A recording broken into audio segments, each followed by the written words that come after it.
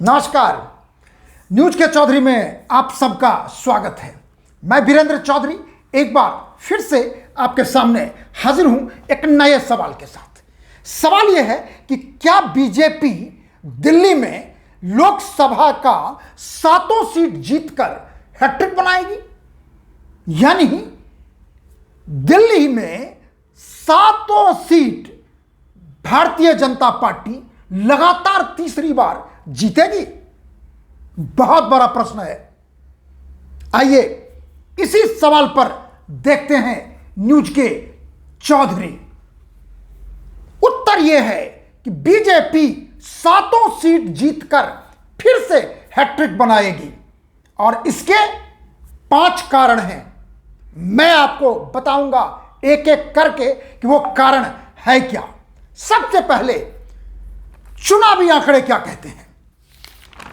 हम आपसे दिल्ली के 2019 लोकसभा चुनाव, 2020 विधानसभा चुनाव और 2014 लोकसभा चुनाव और विधानसभा चुनाव 2015 यानी चारों चुनाव का हम आपको लेखा जोखा बताएंगे और फिर बताएंगे कि उसका परिणाम कहता क्या है। सुनिए, जब 2014 का लोकसभा चुनाव होता है तो बीजेपी 7 सीट जीतती है और उस समय 7 सीट बीजेपी जीतती है और दूसरे स्थान पर कौन होता है? आप पार्टी के कैंडिडेट, यानी 7 पर, और कांग्रेस चली जाती है तीसरे पोजीशन पे। अब देखिए 2019 का लोकसभा चुनाव, फिर से 7 सीट बीजेपी को मिलता है, लेकिन अब की बार सेकंड पोजीशन 5 लोकसभा सीट पर कांग्रेस का होता है, सिर्फ 2 पर आप पार्टी यानी केजरीवाल जी की पार्टी। लेकिन 2014 के बाद जब विधानसभा चुनाव होता है, केजरीवाल को भारी बहुमत मिलती है। उसी प्रकार 2019 के बाद जब 2020 में विधानसभा चुनाव होता है तो फिर से केजरीवाल की पार्टी को भारी बहुमत मिलती है। अब यह देखना है हमें कि 2014, 2015, 2019, 2020, अब देखिए जो वोटों का फीसदी है वो क्या कहता है। 2014 लोकसभा चुनाव में बीजेपी 7 सीट जीतती है, वोट मिलता है 46.4%। और आपको कितना मिलता है? सीट 0, वोट का फीसदी होता है 15.1। कांग्रेस को भी एक भी सीट नहीं मिलती, लेकिन वोट मिलता है 32.9। यानी 2014 लोकसभा चुनाव में रिजल्ट यह कहता है कि बीजेपी तो जीतती है चुनाव 7 सीट, लेकिन दूसरे स्थान पर आप नहीं, कांग्रेस है। लेकिन 2015 का ठीक 1 साल बाद जब 2015 का विधानसभा चुनाव होता है, तब का देखिए बीजेपी को मिलता है 70 सीट है विधानसभा में, जिसमें सिर्फ 3 सीट आप यानी केजरीवाल को मिलता है विधानसभा में 67 सीट, और कांग्रेस खाता भी नहीं खोल पाती। वोटों का देखिए, वोट कितना मिलता है? दिल्ली की जनता किसको कितना वोट देती है? बीजेपी को देती है सीट 3, लेकिन उसके वोट हैं 32.2%। केजरीवाल की पार्टी आपको सीटें मिलती है 67 और वोट मिलता है 54.3%।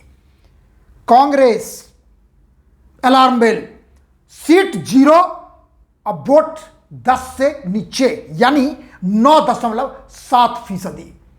वो कांग्रेस है जिस कांग्रेस की नेता शीला दीक्षित ने दिल्ली को लगातार 15 साल तक शासन किया। अब आइए 2019 लोकसभा चुनाव, फिर से 7 सीट बीजेपी। अब वोटों का प्रतिशत देखिए कितना इजाफा होता है। 2014 लोकसभा में 46.4% मिलता है बीजेपी को, और ठीक 2019 लोकसभा चुनाव में 56.9, 57% के आसपास, 50% पार कर गया। जैसे केजरीवाल को 2015 विधानसभा में 50 पार करता है, उसी प्रकार 2019 लोकसभा चुनाव में 7 सीट जीतने के साथ साथ बीजेपी को मिलता है 57% वोट। आपको देखिए भारी गिरावट, विधानसभा 2015 में जीतते हैं 67 सीट, वोट मिलता है 54%, और लोकसभा 2019 के चुनाव में आके सीट 0, अब वोट 20 के नीचे यानी 18%। कहां 54% और कहां 18 या 54, 3 भाग नीचे। कांग्रेस को लोकसभा चुनाव में 2019 में सीटें मिलती हैं 0, लेकिन वोटों का फीसदी बढ़ जाता है यानी 22.5%। मतलब 2019 लोकसभा चुनाव में पहले नंबर पर बीजेपी है, दूसरे नंबर पर कांग्रेस है, और आप तीसरे नंबर पर चली जाती है। अब देखिए 2020 विधानसभा का रिजल्ट, फिर से बीजेपी को मिलता है सिर्फ 8 सीट 2020 विधानसभा चुनाव में। अब वोट मिलता है 38.5, यानी वोटों में इजाफा होता है विधानसभा के तुलना में 6% का। केजरीवाल यानी आपको मिलता है 62 सीट, यानी 5 सीटों का नुकसान होता है। आप बीजेपी को 5 सीटों का फायदा और वो 5 सीट आपको नुकसान। वोट मिलता है उनको 53.57, यानी 54% के आसपास। अब कांग्रेस का हाल देखिए, फिर से कांग्रेस 2020 विधानसभा चुनाव में खाता भी नहीं खोल पाती है। अब वोट मिलता है उनको 5% से नीचे, यानी असली संख्या है 4.26। अब देखिए मैं कांग्रेस का ही बताना चाहूंगा। सबसे पहले 2014 लोकसभा चुनाव में तकरीबन 33%, 2015 विधानसभा चुनाव में घट के हो जाता है 10 के नीचे, 2019 लोकसभा चुनाव में 22.5%, 2020 असेंबली में 5 के नीचे। अब दिल्ली में कांग्रेस का भविष्य क्या है वो देखा आपने, नंबर 1। नंबर 2, खास इंटरेस्टिंग बात क्या है यहां पर कि बीजेपी का वोट जो है 30% के नीचे दिल्ली में नहीं आया, 32 रहा, 38 रहा, और लोकसभा चुनाव में 50 के पार गया, 2014 में 40 के पार गया। तो कहने का मतलब है कि बीजेपी विधानसभा चुनाव में भी सीट भले कम पाती है, लेकिन काडर इंटैक्ट है, वोटों की संख्या 30 के ऊपर है। लेकिन वही जब विधानसभा का लोकसभा का चुनाव होता है तो सीधे दिल्ली की जनता, आधी जनता आप कह लीजिए जो वोट डालता है, आधी से ज्यादा मोदी को वोट देते हैं। उसी प्रकार जब विधानसभा का चुनाव होता है तो दिल्ली की आधी से ज्यादा जनता केजरीवाल को वोट देते हैं। आप अंदाज लगा लीजिए इसका मतलब क्या है। और देखिए जहां तक 7 सीट का सवाल है, मैं थोड़ा इंटरेस्टिंग आंकड़ा आपको यह भी बताऊं। बीजेपी ने 2014 में 7 सीट जीता, 2019 लोकसभा चुनाव में सिर्फ 2 कैंडिडेट को बदला, एक महेश गिरी, उनको हटा के गौतम गंभीर को लाया, दूसरा उदित राज को हटा के हंसराज हंस को लाया। और ये 7 कैंडिडेट का यदि आप देखेंगे विक्ट्री मार्जिन 23.27 है, यानी भारी मतों से 7 कैंडिडेट जीतते हैं।